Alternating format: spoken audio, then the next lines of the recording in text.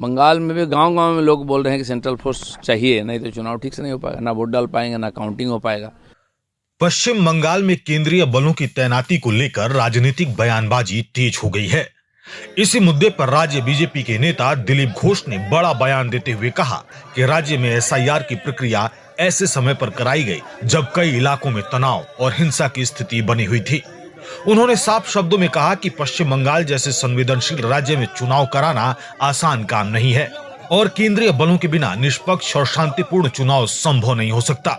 दिलीप घोष के मुताबिक खुद आम लोग चुनाव के दौरान केंद्रीय बलों की मांग कर रहे हैं क्योंकि उन्हें स्थानीय स्तर पर हिंसा और दबाव की आशंका है।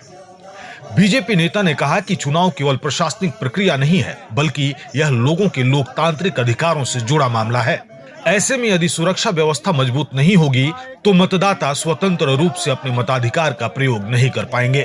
उन्होंने यह भी संकेत दिया कि एसआईआर के दौरान जिस तरह की स्थिति सामने आई, उसने सुरक्षा को लेकर गंभीर सवाल खड़े कर दिए हैं। राज्य में केंद्र बाहिनी आज से आ रहा है और जगह जगह पे वो लोग मार्च करेंगे, लेकिन तृणमूल कांग्रेस के नेता लोग कह रहे हैं कि इससे पहले भी तो आए थे। एसआईआर जिस हिंसा की वातावरण में हुई है उससे लग रहा है कि चुनाव कमीशन को कि चुनाव शांतिपूर्वक करना मुश्किल है जब तक सेंट्रल फोर्स नहीं होता है।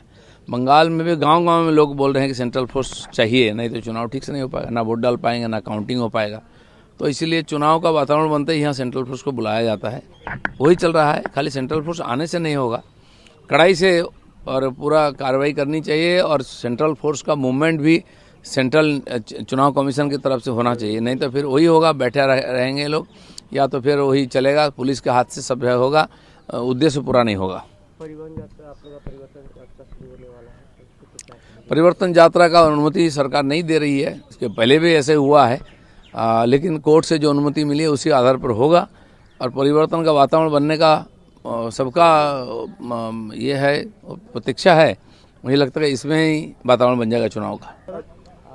मोदी से लेकर अमित शाह, जेपी नड्डा और राजनाथ सिंह मार्च लगने से ही तुरंत वो लोग पहुंच रहे हैं। नहीं, बंगाल चुनाव बहुत बड़ा पूरा बंगाल के लिए, पूरा देश के लिए और भारतीय जनता पार्टी के लिए, इसलिए हम पूरा ताकत लगाएंगे। यहाँ के कार्यकर्ता, हमारे सेंट्रल लीडर्स, बंगाल में परिवर्तन चाहिए इसीलिए कि देश को सुरक्षित करना है।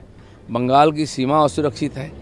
देखिए, बांग्लादेश से आ रहे हैं घुसपैठिया, रोहिंग्या और उग्रवादी टेररिस्ट, ये लोग आके टीएमसी का झंडा पकड़ के राजनीति भी कर रहे हैं, पद भी ले रहे हैं, सरकारी सुविधा भी ले रहे हैं और यहाँ से Aadhaar card, voter card, ration card लेके पूरा देश में जाकर उग्रपंथी क्रियाकलाप कर रहे हैं, देश को अस्त व्यस्त कर रहे हैं। इसलिए बंगाल सुरक्षित रहेगा तो देश सुरक्षित रहेगा। देश की सुरक्षा के लिए बंगाल में परिवर्तन जरूरी है।